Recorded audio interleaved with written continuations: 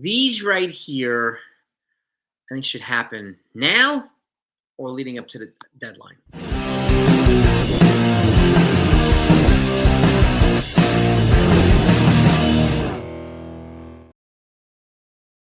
Morning, everybody. Hope you're doing well. So, 7 trades I want to put forth that should be happening. I think should be happening towards the deadline or now before that. I think teams need to be proactive if they can. And do I know if any of these will happen? No, I don't. But I do think they represent good fits and could definitely shake up the trade deadline. Okay. And you let me know what your thoughts are. You leave your comments down below. Okay. It's going to get more crazy as we get close to the deadline. So I expect a lot more activity, and I'll keep you fed in on everything. Just make sure your notifications are turned on. And if you're not subscribed to this channel, make sure you do that right now too. I thank you so much for it. So the first trade, Luis Castillo, pitcher for the Seattle Mariners. I do think the Mariners are in a position to move him for a bat, maybe in a trade or in a separate make a separate trade for a bat. But I do think he can become expendable. He's a higher price pitcher for the Mariners, and he's got a couple years left on his contract. And the two teams that represent, I think, three teams actually, I think that would be the most logical are the San Francisco Giants, Arizona Diamondbacks, and the Washington Nationals. Okay? The Giants, because I think adding another arm there to counter the Dodgers, to counter the Padres at this point, especially after adding Rafael Devers a week ago, would really, really solidify them as a serious contender in NL West, which I think is going to be a bloodbath for a while, right? So the Arizona Diamondbacks, having lost Corbin Burns, having lost even Corbin Carroll now is hurt with a fractured wrist. They lost their closer, Tommy John, too. So they are bludgeoned, unfortunately. But they keep winning games.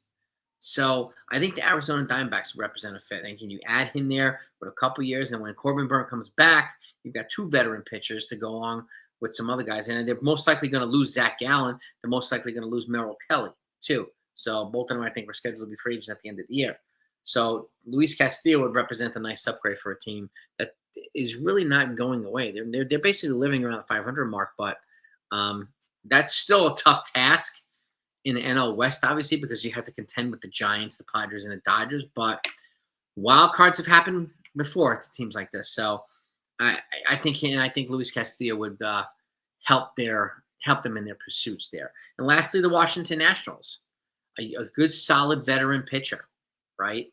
And heading to the National League East, if they want to compete against the Braves, the Mets, and the Phillies, the Nationals have to start adding some veteran pieces to go along with their young nucleus, the young dynamic nucleus. And they added, what's the guy's name? I think Mackenzie Gore. If they add a veteran pitcher like Castillo to Gore and some of these other guys, it puts them on better footing too in the NL East, which is very likely going to be a relatively wide open division. So, and get him out of the American League, please. As a Yankee fan, I don't want to keep seeing Luis Castillo, but I think he would be better suited at this point in his career. I think he's 32. He's got a couple years left on his contract. I think he'd be better suited in the National League at this point. So that's player 1. Player 2 is Amed Rosario. Okay, versatile player. He's batting 270. He did come down to earth a little bit. He's batting 277 with 4 home runs, 16 ribbies, and 752 OPS. But he's known for putting the ball in play. He doesn't strike out a lot, and he's a solid, just a role player across the board. And again, but he could be a rental piece too, because he's going to be a free agent at the end of the season too. But he does hit consistently. So, and if you come back down to earth and you still hit 280, that's not a bad player right there. He's got some speed too. So, 2 most suitable teams to me are the Yankees and the Detroit Tigers. I have a feeling the Detroit Tigers are probably going to shoot higher than that and try to bring in somebody like Eugenio Suarez. But you never know. I also expected the Tigers to bring in somebody like Freddie Peralta. But now that the Brewers kid just debuted against Paul Skeens yesterday, they added another dynamic young pitcher to that stable. I don't know if they're going to trade Peralta now. I just don't. I mean, do I think that would be well off to get him? Yeah, because they can get a good haul back for him. But I don't know. But I think one of the few teams that could get him are the Detroit Tigers. But Amed Rosario, to me, represents a good fit for a team like from the Tigers, and a good fit for a team like the Yankees, who are clearly looking for a bat who can run the bases, can put the ball in play, right? And this is something that the Yankees are not doing well at right now. So Amed Rosario, I think, would represent a decent fit there for either one of those teams. Next player, Cedric Mullins. He's going to be a free agent at the end of the year as well. Okay, he's been 214 right now, not sexy, but he's got 12 homers, 35 ribbies, and a 717 OPS. Plus, he's an elite defender in the outfield. Okay, 3 teams I have in mind are the Padres, the Atlanta Braves, and the Philadelphia Phillies, all of which need an outfielder. Okay, but it would be a good idea to probably move him to the National League as well. Padres, they never really replaced Jurickson Profar, right? And somebody like this, who's got a little bit of playoff experience now, and he has a clutch gene in him too. And the Padres could use a player with like a clutch gene in him. Gets the big hits, makes some big plays, right? And the team that took Jurickson Profar from the Padres in free agency, the Atlanta Braves, lost Profar too because he was suspended for most of the season. What a dope, right? So I think he'd be a great fit there too in the Atlanta Braves. And if they want to compete in the NL East, they want to have a shot at the division or the postseason, they're going to need somebody like this, a dynamic playmaker, right? Who's got some speed and an elite glove. So I think the Braves represent a good fit too, as well as the Phillies, who also need an outfielder. And I think they're closer to competing, obviously, for the division than the Braves are, but he'd be a good fit in the National League East and on the Padres. Okay, the next up is Luis Robert Jr. This guy's a perfect change of scenery guy. Super talent. He's young. He's also going to be free agent at the end of the year. I think he's 27 or maybe 26, right? And his stats are not flattering. He's batting 185, but he's got 8 homers and 32 ribbies. He also has 22 steals. So the talent is clearly still there, right? And maybe a change of scenery will do some good out of Chicago. So 2 teams I have in mind are the San Diego Padres and the Atlanta Braves.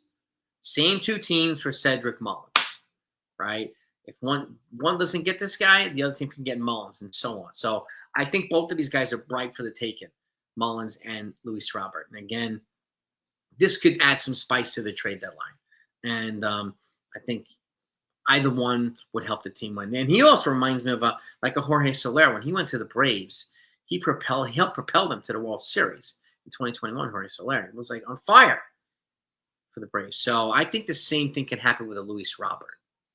Okay, last 3 guys I have are going to be all relievers. These are going to be, I think, the cream of the crop at the trade deadline. This is Jake Bird. I've talked about him recently. Colorado Rockies. He's 2-1 with a 2.62 ERA, 56 Ks, and 44 innings pitched. He's also not a free agent until 2029. He's got 3 arbitration years ahead of him, so he's going to come at a price premium, right?